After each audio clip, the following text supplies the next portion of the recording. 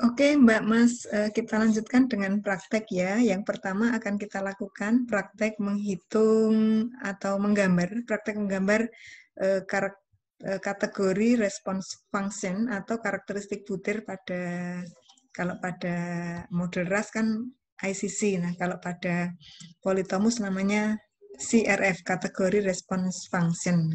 Insya Allah kita gunakan Excel. Mohon izin saya share screen.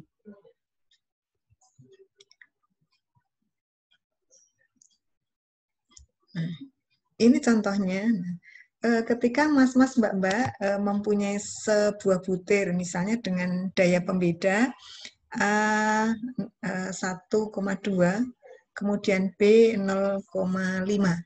Kemudian dengan fungsi ini eksponen. Nah, 1,7 biasa teori respons butir untuk dikotomi dengan dua parameter logistik. Kita bisa menghitung ini PPP untuk semua theta. Nah, kalau misalnya ini PPP untuk semua theta ini kan gambarnya seperti ini, kurva karakteristiknya. Tetapi ketika nanti skornya itu dikotomi 0 dan 1, kalau ini kan hanya yang menjawab, ini merupakan kurva karakteristik untuk yang menjawab satu ya, probabilitas untuk yang menjawab satu. Nah, probabilitas untuk yang menjawab 0 seperti apa? Nah, belum digambarkan. Kita akan mencoba menggambarkan. Ini insya Allah nanti hasilnya seperti ini. Jadi, yang biru itu probabilitas yang menjawab benar, sementara yang orange itu probabilitas yang menjawab salah. Sesuai dengan tadi yang sudah kita bahas di sini,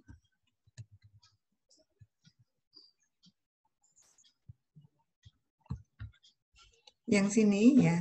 Nanti kalau kategorinya hanya 0 dan 1 berarti ya ada dua kategori 0 dan 1. Berarti ketika nanti probabilitas menjawab benar itu menjadi PJ1 di sini, butir kecil 1. Nah, B5 yang sebelah kiri dikurangi 0 karena PJM plus 1 0 ya, jadi 0 di sini. Ini PJ1. Nah, kemudian PJ0-nya ini 1 dikurangi B5 yang ini 1 dikurangi P bintang 11. Nah, ini kita copy ke bawah. Ini B5, B6 dan seterusnya karena PJ1, nah kemudian PJ0-nya 1 dikurangi P bintang 11. Nah, kemudian kita blok ke bawah, hasilnya seperti ini. Nanti kita copy antara PJ1 dan PJ0 gitu. Ini probabilitas yang menjawab 1, ini probabilitas yang menjawab 2. Sementara titik pertemuan itu merupakan ini ya, cut score. Jadi nanti kalau maknanya, kalau di sini kita coba ganti di sini, select data, ini kita edit dengan ini.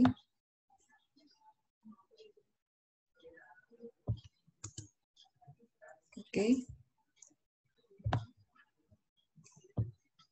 Oh, enggak mau.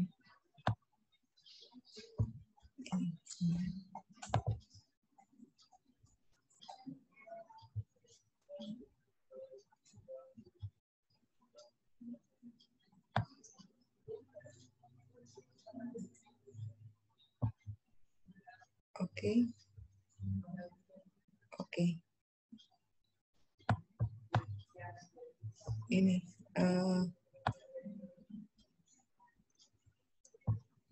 ini kan 0, berapa nih? Kita zoom. 0,5 ya, sekitar 0,5.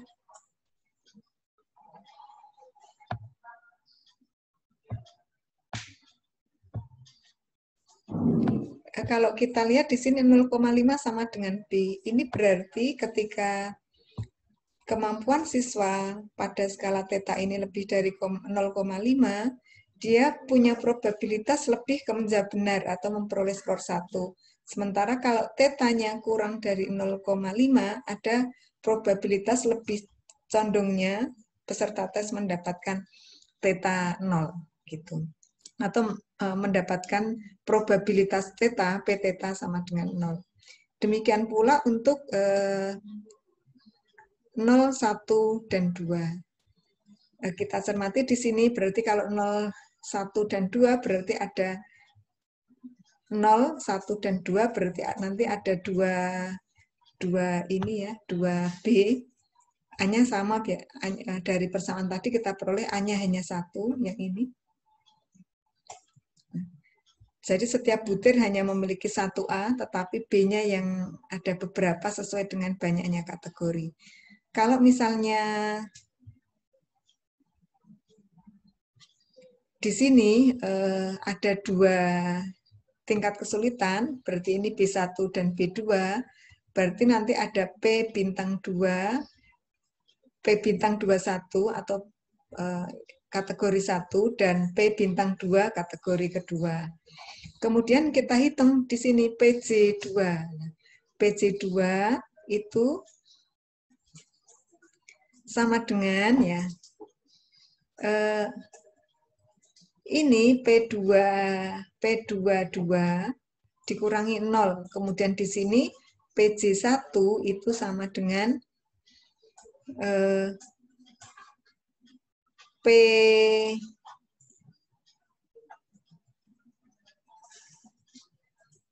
P21 dikurangi P22, dan untuk PJ0 itu sama dengan P21 1 dikurangi P21 gitu. Jadi menggunakan persamaan yang tadi. Nah, kemudian setelah ini kita blok ya, yang ini kita blok. Kemudian menjadi seperti ini untuk menggambarkan grafik ya. Sama seperti tadi, titik potong di sini ya, itu misalkan minus 0,5 ya ini. Ini sekitar minus 0,5. Ketika kemampuan siswa kurang dari minus 0,5, berarti dia probabilitasnya besar untuk memperoleh skor 0. Nah, sementara kalau probabilitasnya lebih dari 0,5, min 0,5, probabilitas besarnya dia memperoleh skor 1. Nah, sementara di sini, ini kan lebih dari 1,5 ya, sekitar 1,5 titik potongnya. Kalau siswa tetanya lebih dari 1,5, dia mempunyai probabilitas untuk memperoleh skor 2 gitu. Jadi semuanya ini untuk gambar yang 2 kategori ini awalnya berasal dari dua kurva karakteristik. Kan ini tingkat kesulitannya juga urut ya. Ini untuk subskor 1, ini subskor 2, ini tingkat kesulitannya min 0,5 dan 1,5. Jadi untuk memperoleh skor 2 lebih sulit dibandingkan dengan memperoleh skor 1, dan skor 1 lebih sulit dibandingkan dengan yang memperoleh skor 0 gitu ya. Demikian pula untuk yang 0, 1, 2, 3 atau 4 kategori ya. Untuk 4 kategori, ini contohnya. Interpretasinya seperti tadi, kemudian memperoleh ini kan P bintangnya, nah kemudian ini P-nya, probabilitas untuk memperoleh skor 3, probabilitas memperoleh skor 2, probabilitas memperoleh skor 1, dan probabilitas memperoleh skor 0 pada butir ke J. Gitu. Nah, insya Allah ini nanti akan dibantu gambar dengan software. Kemudian untuk datanya ya, data latihannya, kita jelaskan struktur datanya dulu. Ini struktur datanya ada 10 butir. Nah, 10 butir ini skor, ini ada yang memperoleh 0 ya, ada yang memperoleh 0, 1, 2, 3, 4. Jadi tipe datanya berjenjang ya, 0, 1, 2, 3, 4. Ada 5 jenjang. Ketika ada 5 jenjang seperti ini, nah ini seperti biasa ketika menggunakan R, ini kita save as ke dalam TXT ya. Di save as, ini file, save as, nah kemudian dipilih, misalnya dipilih di sini, tipenya bukan Excel workbook, tetapi teks di sini. Teks tab delimited, nah, gitu. Kebetulan saya sudah nyimpan, jadi kita gunakan pakai yang sudah saya simpan ya. Saya pakai My Study. Nah, saya kasih nama GRM di sini. Ini datanya poly txt ya.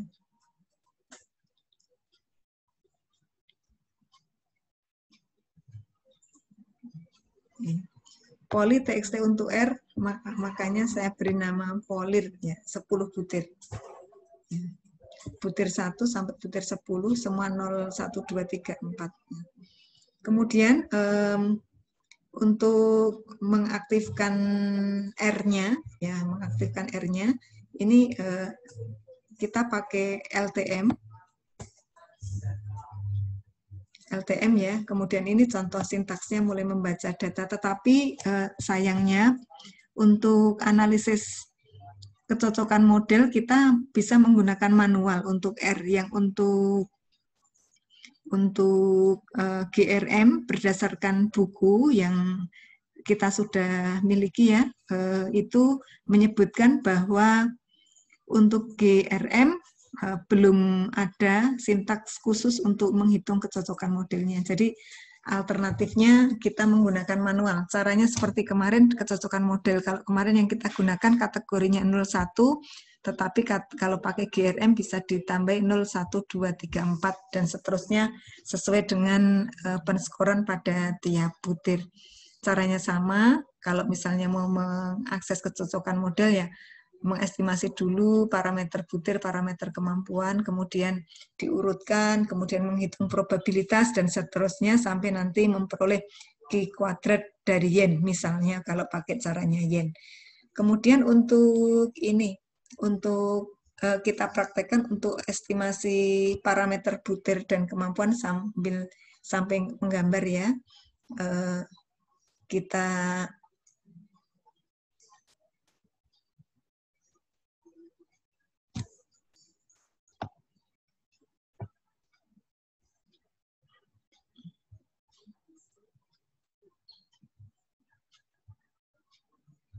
Kita aktifkan R-nya dulu. Nah, ini R kita aktifkan.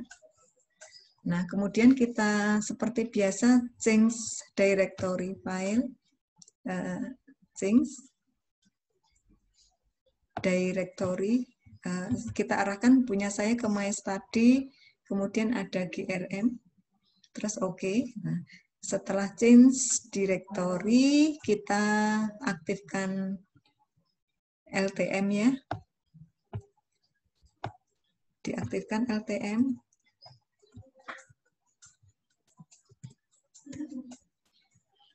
Setelah diaktifkan LTM, tadi data yang sudah kita itu kita upload ya.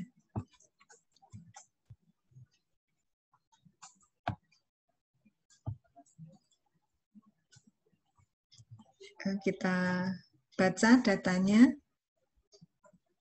Ini saya beri nama file matematika ya. Namanya punya saya dikasih nama poly R atau polir ya, poly untuk R ya. Kemudian kita baca untuk tiap butirnya. Karena ada 10, kita baca 5/5.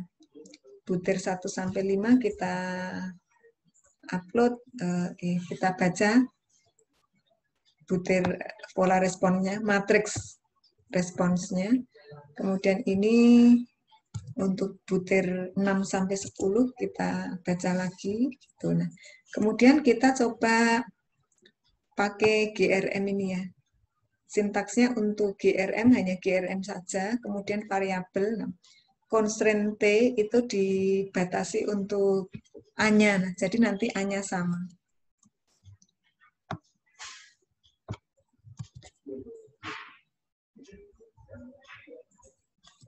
Kita enter, terus kita panggil GRM1.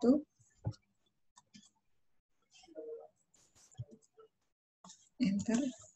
Nah, ini. Nah, jadi nanti ada diskriminan, ini kan sama semua, butir 1 sampai butir 10 ya outputnya.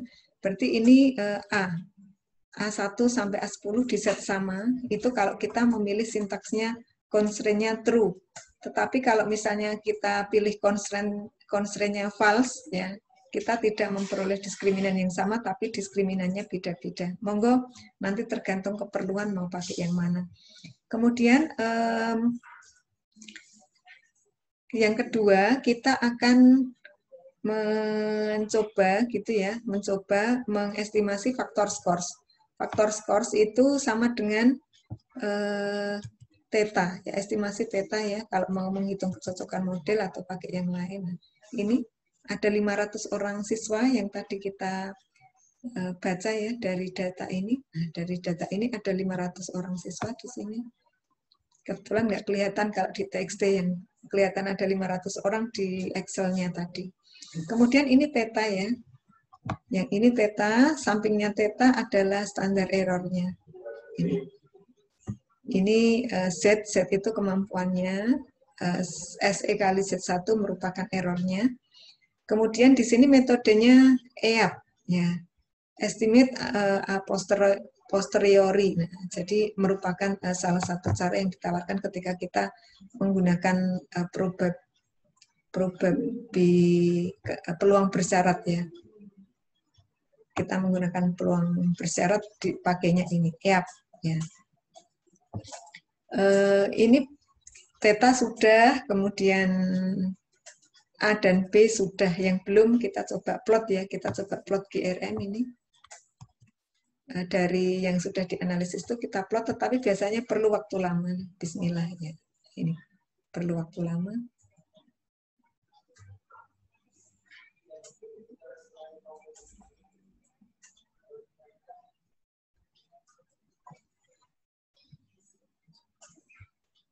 Kita tunggu dengan sabar dan berdoa ya.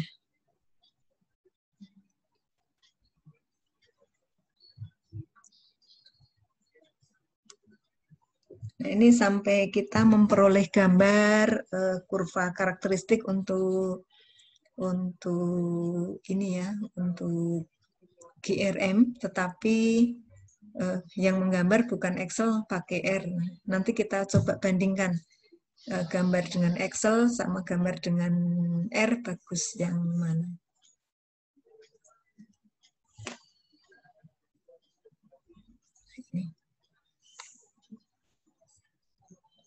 Ini gambarnya seperti ini, rumit banget karena ada 0, 1, 2, 3, 4, ada 5 kategori ya. Yang 0, ini yang siswa yang boleh skor 0, skor 1, skor 2, skor 3, skor 4, skor 5.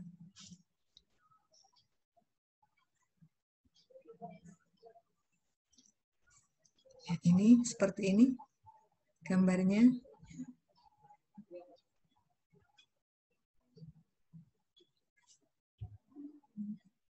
Ya. Ini karena besar-besar ya, datanya besar-besar. Ya. Jadinya gambarnya tidak terlalu bagus, tidak seideal ketika kita menggambar chart seperti di Excel yang tadi.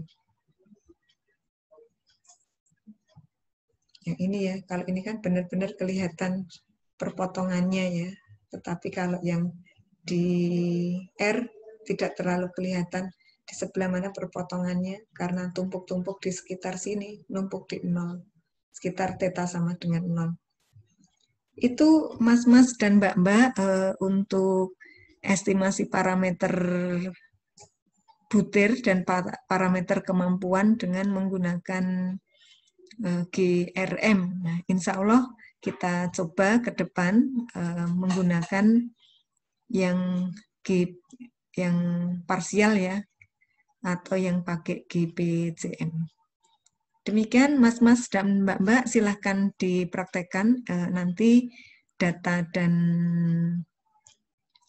sintaks, contoh data dan sintaks bisa kita upload di grup, nanti silahkan melanjutkannya ya. Terima kasih, semoga semua dimudahkan. Salam sehat selalu. Kita tutup dengan membaca hamdalah bersama-sama. Alhamdulillahirabbil alamin. Sekian mas-mas dan mbak-mbak, tetap semangat ya. Semoga masa pandemi cepat selesai. Salam sehat.